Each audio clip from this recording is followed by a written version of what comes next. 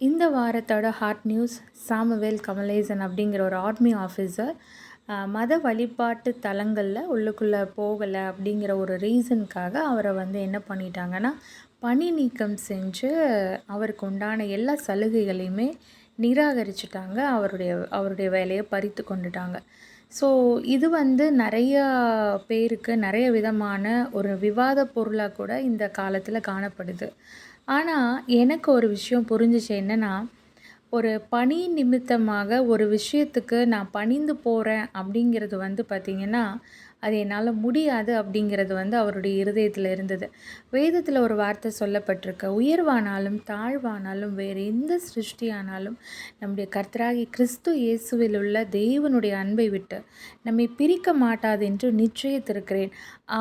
ஆண்டவர் மேலே வச்சுருக்கிற அன்பில் அவர் எடுத்த ஒரு வைராக்கியமான ஒரு முடிவு இன்றைக்கி ஒரு பேச்சு பொருளாக இருந்தாலும் அவர் அதுக்கு கவலைப்படலை.